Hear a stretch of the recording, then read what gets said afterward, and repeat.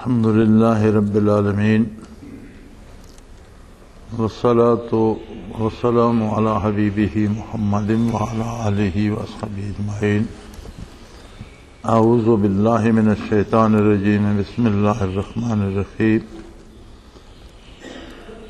والذین یتوفون منکم ویذرون ازواجا یتربصن بانفسہن اربعۃ اشہر وعشرا فَإِذَا بَلَغْنَا أَجَلَهُنَّ فَلَا جُنَاحَ عَلَيْكُمْ فِيمَا فَعَلْنَ فِي أَنفُسِهِنَّ بِالْمَعْرُوفِ وَاللَّهُ بِمَا تَعْمَلُونَ خَبِيرٌ۔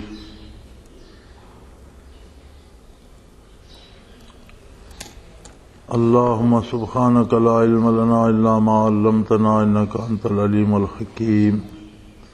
مولاي صل وسلم دائما ابدا اللہ حبیبک من زانت بہ الاسر۔ سورہ بقرہ میں وہی معاشرتی مسائل چل رہے ہیں جن میں نکاح اور طلاق کے مسائل کا تذکرہ پیچھے سے آ رہا ہے۔ تو اس آیہ کریمہ میں ایک اور صورت ہے کہ جو لوگ فوت ہو جاتے ہیں اور ان کی بیویاں پیچھے رہ جاتی ہیں، بیوہ ہو جاتی ہیں، ان کے لیے 4 مہینے اور 10 دن عدت ہے۔ جو خامند جس عورت کا فوت ہو جائے تو بیوی کے لیے اس کی وفات سے لے کر 4 مہینے 10 دن عدت ہے۔ یہ 4 مہینے 10 دن عدت میں وہ خامند کے گھر میں رہے گی، عام آدمیوں سے ملے جلے گی نہیں، کوئی خاص بناؤ سنگھار نہیں کرے گی۔ لیکن جب یہ مدت پوری ہو جاتی ہے، فَإِذَا بَلَغْنَا أَجَلَهُنَّ، جب وہ یہ مدت پوری کر لیں، فَلَا جُنَاحَ عَلَيْكُمْ فِيمَا فَعَلْنَ فِي أَنفُسِهِنَّ بِالْمَعْرُوفِ، تو اس کے بعد یہ ضروری نہیں ہے کہ اس خاتون کو رسومات کا قیدی بنا کر رکھا جائے، نہ یہ کوئی فرض عین ہے کہ اس کا ضرور نکاح ثانی کیا جائے۔ ہر گھر کے، ہر خاندان کے، ہر قبیلے کے مختلف حالات ہوتے ہیں، مختلف صورتیں ہوتی ہیں۔ بعض خواتین کو ہم نے دیکھا ہے کہ ان کی اولاد بھی نہیں تھی، شادی ہوئی اور کچھ ہی دنوں بعد بیوہ ہو گئیں، تو انہوں نے اپنی عمر اسی گھر میں بسر کر دی، ساری عمر گزار گئیں اور پاک دامنی کے ساتھ گزار گئیں۔ شاید ان کا کوئی قلب لگاؤ اس قسم کا ہوگا، یا ان کی اپنی اس طرح کی کوئی وہ ان کا اپنا ایثار ہے، اپنی مرضی سے کرے تو ٹھیک ہے۔ لیکن عمومی قاعدہ یہ ہے کہ خلاف فطرت زندگی بسر کرنا مشکل ہو جاتا ہے۔ تو انسان کی فطرت میں ہے کہ خاتون اور مرد مل کر رہتے ہیں اور یوں سلسلہ آگے چلتا ہے۔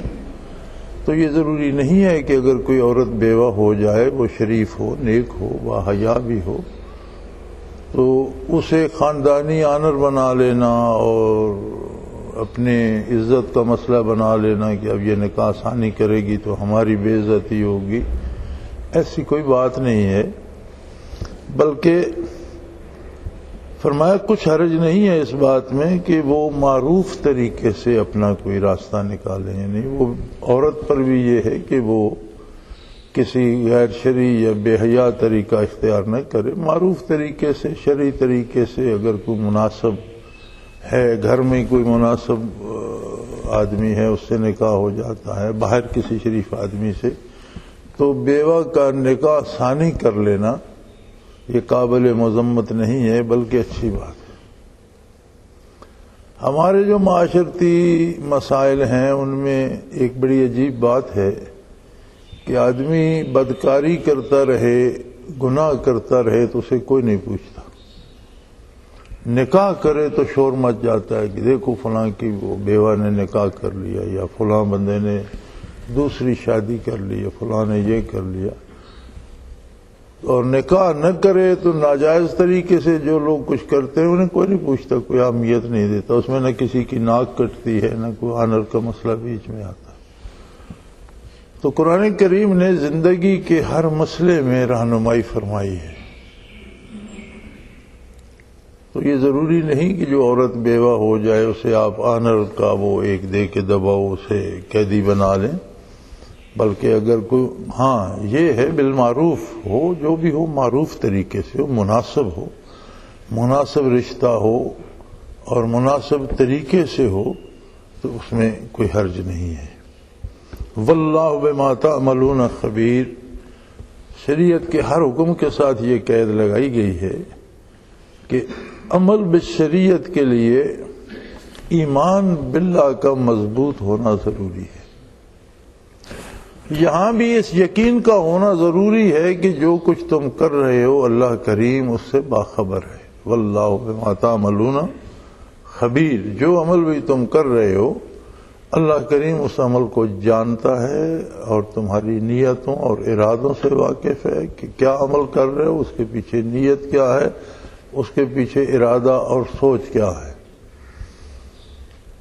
تو زندگی گزارنے کا صحیح قاعدہ یہ ہے کہ نیت بھی اللہ کی رضا ہو، ضمنی فوائد بعض چیزوں میں ہوتے ہیں، بعض عورتیں امیر ہوتی ہیں، ان کے نام جائیداد ہوتی ہے، زمینیں ہوتی ہیں، پھر اس پہ لڑائیاں ہوتی ہیں، لوگ زور لگاتے ہیں میری شادی ہو جائے تو جائیداد مجھے مل جائے گی۔ یہ کوئی نہیں سوچتا کہ جس کے پاس ساتھ اس کی پہلے شادی تھی اس نے اس جائیداد سے کیا حاصل کیا، وہ تو قبر میں چلا گیا، آپ بھی کل جا سکتے ہیں۔ یا فلاں کی بیٹی سے میں شادی کر لوں گا تو ان کے ساتھ ہماری رنجش ہے تو ان کی توہین ہو جائے۔ فرمایا یہ ساری خرافات ہیں، کسی کو نیچا دکھانے کے لیے یا کسی لالچ کے لیے یا اس طرح نہیں، بلکہ جو کام بھی کرتے اس میں یہ بات مد نظر رہے کہ اللہ کا حکم ہے اور ایک جائز طریقہ ہے، اور جو میں کر رہا ہوں اللہ اس سے واقف ہے، اس سے اللہ کی رضامندی نصیب ہوگی اور میری زندگی بہتر ہوگی، سنور جائے گی، اور ایک بیوہ خاتون کو بھی سہارا مل جائے گا۔ وَلَا جُنَاحَ عَلَيْكُمْ فِيمَا عَرَضْتُمْ بِهِ مِنْ خِطْبَةِ النِّسَاءِ أَوْ أَكْنَنْتُمْ فِي أَنفُسِكُمْ، ایسی خواتین سے جو نکاح کے قابل ہوں یا بیوہ ہوں تو اشارتاً یا کنایتاً نکاح کے لیے بات کرنا، اس میں بھی کوئی حرج نہیں ہے۔ جو خود مختار خواتین ہوں اگر ان سے آپ اشارتاً کنایتاً بات کرتے ہیں تو ایسی کوئی بات نہیں، چونکہ اگر تمہارے دل میں ارادہ ہے، کسی خاتون کو دیکھتے ہیں یا جانتے ہیں یا واقفیت ہے اور پھر تمہارا ارادہ بنتا ہے کہ اس سے نکاح کروں، تو وہ ارادہ جو تمہارے دل میں ہے اللہ کریم اس سے واقف ہے۔ کسی پر تم ظاہر کرتے ہو یا نہیں کرتے ہو، تمہارے دل میں جب وہ موجود ہے تو اللہ کریم کے علم میں ہے، اللہ جانتا ہے۔ تو جب تمہارے دل میں ہے، وہ جانتا ہے، تم سے خفا نہیں ہے، تو اگر اس کا اظہار کرو گے، کسی مناسب طریقے سے کرو گے، اس کے کسی وارث سے بات کرتے ہو، اس کے کسی رشتہ دار سے بات کرتے ہو، کسی ملنے جلنے والے سے بات کرتے ہو، تو اللہ کریم جانتا ہے، جب یہ تمہارے دل میں تھا وہ واقف ہے، تو جب تم نے ظاہر کر دیا تو کوئی حرج نہیں، اس کی اس نے اجازت دی ہے۔ علم اللہ انکم ستذکرونہن ولکن لا تواعدوہن سرا الا ان تقولوا قولا معروفا، لیکن یہ بات صحیح نہیں ہے کہ تم چھپ چھپا کر کوئی ایسی بات کرو جو حیا کے تقاضے پوری نہ کرتے ہو، یا کوئی ایسا تعلق قائم کرنے کی کوشش کرو جو معاشرے میں معروف نہ ہو، اس کی اجازت نہیں ہے۔ نکاح کا پیغام دینے میں تو حرج نہیں ہے، لیکن خفیہ تعلقات بنانا یہ اللہ کے حکم کی خلاف ورزی ہے۔ اب یہ نہیں ہے کہ آپ لوگوں سے چھپ کر یا دنیا سے چھپا کر ان سے کوئی رابطہ پیدا کر لیں، تو اس کی اجازت نہیں ہے۔ ہاں جو بات ہے وہ صاف ہونی چاہیے اور وہ بزرگوں کے سامنے ہونی چاہیے، معاشرے کے سامنے ہونی چاہیے، لیکن خفیہ ایسی گفتگو جو خفیہ تعلقات بنا لے وہ نہیں۔ ہاں الا ان تقولوا قولا معروفا، ہاں معروف بات کہو، وہ ایسی بات کہو جو تم سب کے سامنے کہہ سکتے ہو۔ معروف وہ ہوتی ہے جس سے ہر کوئی واقف ہوتا ہے، جسے ہر کوئی جانتا ہے۔ تو ظاہر ہے ایک بیوہ خاتون ہے، اسے اجازت ہے نکاح کرنی، ہر ایک کو پتہ ہے۔ اب اگر کوئی تجویز کرتا ہے تو ظاہر ہے وہ چھپ کر چوری چھپے سے اس سے تو گفتگو نہیں کرے گا، اس کے کسی وارث سے یا کسی ملنے والے سے یا اس کی کسی رشتہ دار بزرگ خاتون سے، یا کوئی نہ کوئی طریقہ نکالے گا، تو اس میں تو کوئی حرج نہیں۔ لیکن اگر تم خفیہ تعلقات یا خفیہ اپنی ملاقات یا خفیہ لوگوں سے چھپ چھپا کر کوئی بات کرو گے تو اس میں اندیشہ جو ہے وہ گناہ کا ہے، اس لیے اس کی اجازت نہیں دی جا سکتی۔ وَلَا تُعَزِّمُوا عُقْدَةَ النِّكَاحِ حَتَّى يَبْلُغَ الْكِتَابُ أَجَلَهُ، اور جب تک بیوہ عورت کی عدت پوری نہیں ہو جاتی اس کے ساتھ نکاح کا سوچو بھی نہیں، ارادہ بھی نہ کرو۔ جو ضابطے حیات اللہ نے دیے ہیں ان کی پابندی کرو، اور جب تک عدت پوری نہیں ہو جاتی تب تک پیغام دینا تو دور کی بات ہے، یہ سوچنا بھی درست نہیں ہے کہ اس سے نکاح کیا جائے۔ وَاعْلَمُوا أَنَّ اللَّهَ يَعْلَمُ مَا فِي أَنفُسِكُمْ فَاحْذَرُوهُ وَاعْلَمُوا أَنَّ اللَّهَ غَفُورٌ حَلِيمٌ۔ اور یہ بات بڑے واضح طریقے سے جان لو کہ جو کچھ تمہارے دل میں خیال آتا ہے اللہ اس سے بھی واقف ہے، اس لیے اس احساس کو زندہ رکھو کہ میں اکیلا نہیں ہوں کبھی بھی، کسی وقت بھی۔ چونکہ اسلام، حضرت رحمۃ اللہ تعالی علیہ فرمایا کرتے تھے کہ سارے قرآن کریم کا جو مفہوم ہے، خلاصہ ہے، وہ سورہ فاتحہ کی 7 آیتوں میں موجود ہے۔ جو دیباچہ ہے قرآن کا، فاتحۃ الکتاب جسے کہتے ہیں، یہ جو سورہ فاتحہ اس کی 7 آیات ہیں، لیکن یہ 7 آیات قرآن حکیم کے تمام مضامین کو سموئے ہوئے ہیں۔ مولانا عبدالکلام آزاد رحمۃ اللہ علیہ نے سورہ فاتحہ کی تفسیر لکھی ہے، جو میرا خیال بہت بڑی ذیقم کتاب ہے، اور اس میں بے پناہ حوالہ جات، تقریباً سارے قرآن کی تفاسیر بھی آ گئی ہیں اور بے شمار احادیث کا ذخیرہ، اتنی موٹی کتاب ہے، اور تفسیر ساری صرف سورہ فاتحہ کی ہے۔ تو حضرت رحمۃ اللہ فرمایا کرتے تھے کہ سورہ فاتحہ جو ہے یہ سارے قرآن کا خلاصہ ہے، اس میں اجمالی طور پر سارا قرآن موجود ہے، اور سورہ فاتحہ کا خلاصہ بسم اللہ الرحمن الرحیم میں موجود ہے۔ یہ ایک آیت جو ہے یہ سارے مفاہیم کو جامع ہے، اور بسم اللہ شریف کا خلاصہ اس کی پہلی بے میں موجود ہے۔ بسم اللہ کی با جو ہے اس میں ساری، چونکہ یہ با موصولہ ہے، با متصلہ ہے، واصلہ ہے، اور دین کا حاصل یہ ہے کہ بندے کو اللہ سے واصل کیا جائے۔ تو یہ جو با ہے یہ واصل کرتی ہے اللہ کے ساتھ، بسم اللہ اسم الہی کے ساتھ جوڑتی ہے۔ تو اسلام کیا ہے؟ سارا اسلام یہ ہے کہ بندے کو اللہ کے ساتھ واصل کیا جائے، جوڑ دیا جائے۔ اطاعت بھی تب ہوگی جب حضور حق نصیب ہوگا۔ ایمان کا تقاضا بھی یہی ہے کہ حضور حق نصیب ہو، اسلام کا تقاضا بھی یہی ہے کہ حضور حق نصیب ہو۔ کچھ لوگوں نے یہ سمجھا کہ شاید کاروبار دنیا کے چھوڑ دیے جائیں، لوگوں سے ملنا جلنا چھوڑ دیا جائے، غاروں میں پناہ لی جائے، جنگلوں میں بیٹھ کے اللہ اللہ کی جائے، تو یہ بڑا اسلام ہے؟ نہیں، یہ اسلام سے دوری کا سبب ہے سارا۔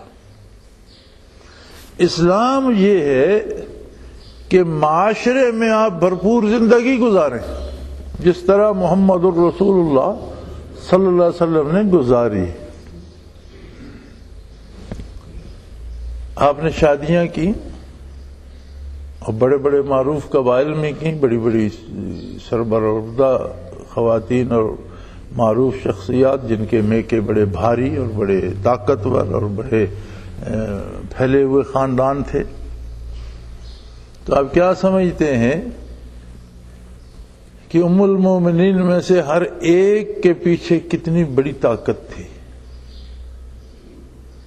اتنے خانوادوں سے ان کے معیار اور ان کے سٹیٹس کے مطابق نباہ کرنا کیا آسان کام ہے؟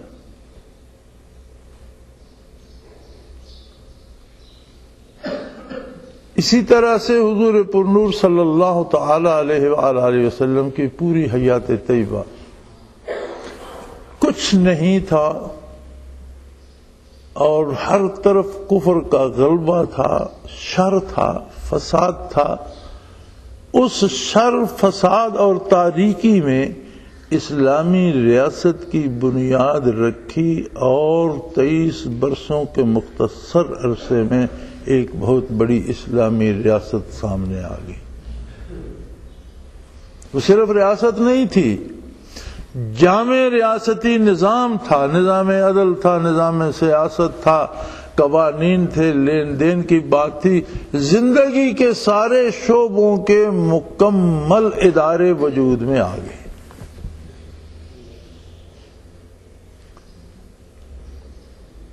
اسی طرح اسی کام میں حضور اکرم صلی اللہ علیہ وسلم کو زخموں کے وار سہنا پڑے، دندان مبارک شہید ہوئے، رخ انور زخمی ہوا، احباب اور خدام شہید ہوئے، اپنے ہاتھوں سے لاشیں اٹھائیں اور خود جنازے پڑھائے اور قبروں میں اتاریں، قربانیاں دیں، تکلیفیں سہیں، فاقے جھیلے، سفر فرمائے، پورے جزیرہ نما عرب کو آپ کے قدموں نے منور کر دیا، ایک ایک میدان جنگ میں جانا پڑا۔ آپ دیکھیں گے تو کوئی دنیا کا دانشور اتنے سارے امور کو ان 23 برسوں میں سما کر دکھائے، یہ بجائے خود ایک بڑا معجزہ ہے۔ 23 برس ہوتے کہ 23 برس میں تو بچہ سکول سے فارغ نہیں ہوتا۔ جس بچے کو آپ سکول داخل کراتے ہیں وہ بڑا کوئی باکمال ہوگا تو 23 برس کی عمر تک شاید نہیں تو فارغ نہیں ہو سکتا، سکول سے فارغ نہیں ہو سکتا۔ 2 دہائیوں کی کیا حیثیت ہے؟ ہم کتنی دہائیاں گزار چکے، کون سا تیر مار لیا ہم نے؟ ہم میں سے ہر ایک یہ سمجھتا ہے کہ میں بڑا مصروف ہوں، کسی کے پاس بات کرنے کی فرصت نہیں ہے، لیکن ہماری مصروفیت نے کیا کیا، کسی کا کیا فائدہ ہوا، کسی دوسرے کو کیا ہم سے ملا؟ اپنی زندگی تو جانور بسر کر جاتے ہیں، پرندے بسر کر جاتے، اپنی زندگی تو ہر کوئی بسر کر جاتا۔ اگر ہم نے بھی اپنی زندگی بسر کر لی، گھر بنا لیا، اولاد ہوگی، تو کون سا تیر مارا؟ زندگی تو وہ ہے جس نے دوسروں کے لیے راہیں کھول دی ہوں، جس نے زخمی دلوں پہ مرہم رکھا ہو، جس نے دکھی انسانیت کی دوا کی ہو، جس نے شر اور فساد سے بندوں کو بچا کر امن کا پیغام دیا ہو، جس نے بے حیائی سے بچا کر لوگوں کو فرشتہ سیرت بنا دیا ہو۔ اور یہ سب کیسے ممکن ہے؟ کر کے دکھا دیا محمد الرسول اللہ صلی اللہ علیہ وسلم۔ صرف اور صرف آپ کی غلامی سے ممکن ہے صلی اللہ علیہ وآلہ آلہ وسلم۔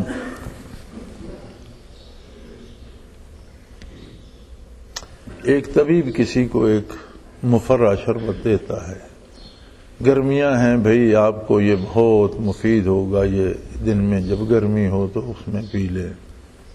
اگر وہ ویسا ہی پئیں تو یقیناً وہ مفرہ ہے، وہ دل کو تقویت دے گا، پیاس کم ہوگی، صحت ٹھیک ہوگی۔ لیکن اگر آپ اس میں اپنی طرف سے بھی کچھ دوائیں ملانا شروع کر دیں کہ تھوڑی سی یہ اس میں اجوائن ڈال دو، اس سے پیٹ خراب نہیں ہوگا، اس میں تھوڑے سے سونف ڈال دو، یہ آنکھوں کو طاقت دیتے ہیں، اس میں تھوڑا سی خشخاش ملا دو، یہ دماغ کو آپ بے شک اچھی چیزیں ملاتے جائیں، وہ شربت مفرہ نہیں رہے گا۔ ہمارا رویہ بھی کچھ اس طرح سے ہو گیا ہے کہ ہم نے احکام شریعت میں اور سنت آقا نامدار صلی اللہ علیہ وسلم میں اپنی طرف سے اچھی اچھی چیزیں ملانا شروع، جنہیں ہم اچھا سمجھتے ہیں۔ جی میلاد مبارک منانا ہے، بڑی بات ہے، بھی حضور کا ذکر خیر ہو اور مومن کی زبان ہو تو اس سے تو کبھی اس سے خالی رہنا نہیں چاہیے۔ ایمان کا تقاضا ہی یہ ہے کہ ہر وقت زبان ذکر حبیب سے تر رہے، ہر وقت دل یاد حبیب میں ڈوبا رہے، ہر وقت سینہ انوارات نبوی سے منور رہے۔ یہی ایمان ہے، یہی اسلام ہے، یہی مسلمان ہے۔ لیکن ہم کیا کرتے ہیں، اس میں پھر اپنی طرف سے چیزیں ملانا شروع کر دیتے ہیں۔ اب اس کا جلسے سے جلوس بن گیا۔ پہلے زمانے میں عید میلاد ہوتی تھی، عید تو ایک شرعی طریقہ ہے، اس پہ قاعدے ضابطے ہوتے ہیں، پھر جلسے، پھر جلوس میں آئی، آج کل جشن ہو گیا، جشن میلاد۔ جشن میں تو کھلی چھٹی ہوتی ہے نا، جس کا جشن کا مطلب ہی یہ ہوتا ہے کہ خوشی کا اظہار ہے، جیسا جس کا جی چاہے اس طرح کرے، کوئی پٹاخے چلاتا ہے، کوئی اچھلتا کودتا ہے، کوئی گاتا بجاتا ہے، تو وہ جشن ہوتا ہے۔ اب ہم کہاں سے چلے، کہاں آ گئے، اسے ہم نے جشن بنا دیا، بالکل اسی طرح جس طرح اس طبیب کے مفرہ شربت میں ہم نے بہت سی پسندیدہ چیزیں تو ملا لی، لیکن وہ شربت شربت نہ رہا، وہ صحت کے لیے مضر ہو گیا۔ اسی طرح ہم نے حضور صلی اللہ علیہ وسلم کے ذکر خیر میں اپنی پسند کی ایسی چیزیں ملا لی جو حضور اکرم صلی اللہ علیہ وسلم کو ناپسند ہے۔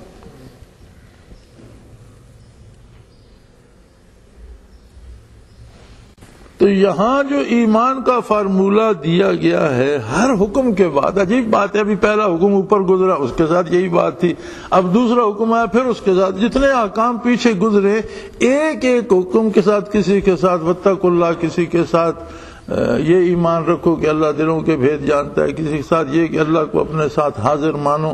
اب یہاں آ گیا وَاعْلَمُوا أَنَّ اللَّهَ يَعْلَمُ مَا فِي أَنفُسِكُمْ، ایک بات بڑی پکی یاد کر لو، جو بھی تمہارے دل میں ہے اللہ اسے جانتا ہے۔ دیکھیں، نبی کریم صلی اللہ علیہ وسلم کی محبت ہی ایمان ہے،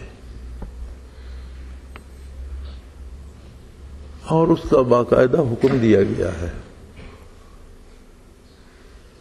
حضور کا ارشاد گرامی ہے کہ تم میں سے کوئی بندہ ایمان والا نہیں ہو سکتا جب تک ماں باپ سے، اولاد سے، ساری انسانیت سے زیادہ محبت میرے ساتھ نہ کرے۔ لا یؤمن احدکم حتی اکون احب الیہ من والدہ وولدہ والناس اجمعین، او کما قال رسول اللہ صلی اللہ علیہ وسلم۔ ایمان کی، محمد کی غلامی جو ہے وہ شرط اول ہے، محمد کی غلامی دین حق کی شرط اول ہے، اسی میں ہو اگر خامی تو سب کچھ نامکمل ہے۔ لیکن بھائی محبت کے دو طریقے ہوتے ہیں، ہم کسی سے محبت کرتے ہیں، ہم مجنوں بن جاتے ہیں، مجنوں کی محبت معروف ہے نا، اور بڑا لوگوں نے اس پہ بڑے شعر کہے، اس پہ لوگوں نے بڑے ڈرامے لکھے، اس پہ بڑے افسانے لکھے، لیلا مجنوں کے قصے مختلف زبانوں میں وہ منظوم ہوئے، مشہور ہوئے، لیکن مجنوں کی محبت نے لیلا کو کیا دیا سوائے بدنامی کے؟ کچھ لیلا کو بھی ملا؟ دیکھنا تو یہ ہے کہ ہم نے مانا کہ محبت کا امام ہے مجنو، لیکن مجنو کے جنوں سے اس کی محبوبہ کو کیا ملا؟ تہمت، بدنامی، پریشانی، گھر والوں کی اور اہل خاندان کی طرف سے جھڑکے اور لعنت ملامت۔ ایسی محبت کا کیا حاصل؟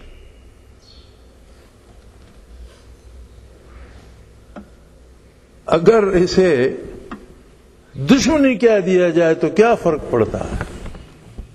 محبت ہی صحیح، میں کہتا ہوں نہیں، اسے اس سے دشمنی تھی، اس نے اس کو بدنام کر دیا، رسوا کر دیا۔ آپ کے پاس کیا دلیل ہے کہ آپ کہیں گے نہیں آپ غلط کہتے ہو؟ دل تو اللہ دیکھتا ہے نا۔ تھی محبت غریب کو، لیکن اس کی محبت نے اس کے محبوب کو رسوائیاں دی۔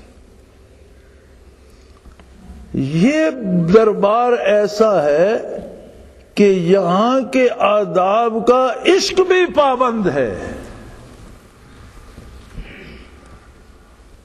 محبت اور عشق کو بھی آقا نامدار کے چشم و ابرو کا اشارہ دیکھ کے چلنا ہوگا، ورنہ تو محبت ایک جذبہ ہے اور بندے کو پاگل کر دیتا ہے اور وہ جس طرح چاہے اظہار کرتا ہے، لیکن وہ محبتیں اور ہوتی ہیں جو قواعد و ضوابط سے ماورا ہوتی ہیں، وہ محمد رسول اللہ کی محبت نہیں ہوتی۔ یہاں تو محبت کے لیے بھی حد ادب ہے۔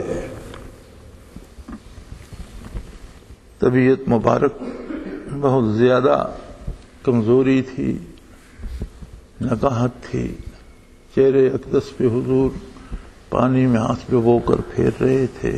حضرت عائشہ صدیقہ رضی اللہ عنہا کی گود میں آرام فرما تھے، آپ کے سینے اطہر پر حضور کا سر اقدس تھا۔ حضرت فاطمہ رضی اللہ تعالی عنہا آپ کی پیاری بیٹی پاس موجود تھیں۔ گلی سے کسی نے اجازت مانگی، دروازے سے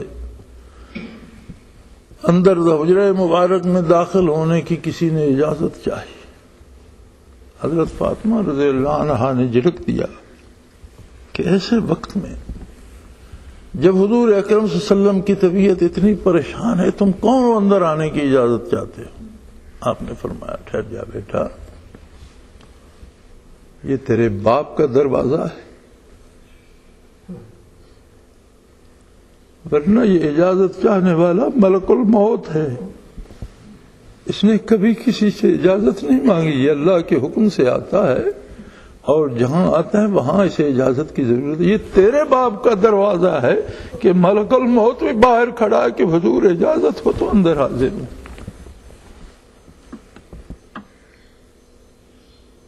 یہ سیرت سب کتابوں میں موجود ہے۔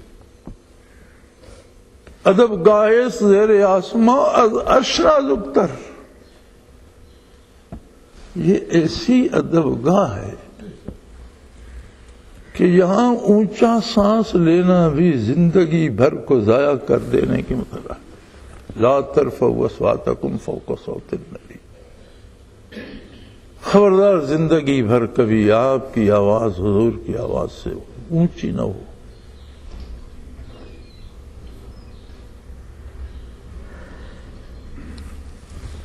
تو خیر ہمارا موضوع کیا تھا، ہم کہاں چلے گئے؟ تو موضوع کے ساتھ رہنا چاہیے تھا، اور موضوع نے ہی ہمیں وہاں پہنچا دیا۔ اللہ کریم فرماتے ہیں وَاعْلَمُوا أَنَّ اللَّهَ يَعْلَمُ مَا فِي أَنفُسِكُمْ، بھئی شریعت پہ عمل کرو، نکاح کرو، علاقی ہوتی ہے، زندگی کے مسائل ہیں، کاروبار ہے، لین دین ہے، جو کرو کرو، لیکن ایک بات یاد رکھو، اللہ تمہارے ساتھ، اور جو کچھ تمہارے نیا خانہ دل میں ہے وہ جانتا ہے۔ فَأَذْرُوا، اس لیے اس بات کا احساس زندہ رکھو کہ میں اکیلا نہیں ہوں۔ ہاں، نا امید ہونے کی بھی ضرورت نہیں ہے۔ وَاعْلَمُوا أَنَّ اللَّهَ غَفُورٌ حَلِيمٌ، اللہ بڑا حلیم، بڑا مہربان ہے اور معاف کرنے والا ہے. تم سے بتقاضائے بشریت بھول چوک جو ہو جاتی ہے وہ معاف فرما دیتا ہے. شرط یہ ہے کہ حضور حق کو زندہ رکھو دل میں. مسلمانی یہ ہے کہ وَهُوَ مَعَكُمْ أَيْنَمَا كُنتُمْ، تم جہاں ہو جس حال میں ہو تمہارا اللہ تمہارے ساتھ موجود.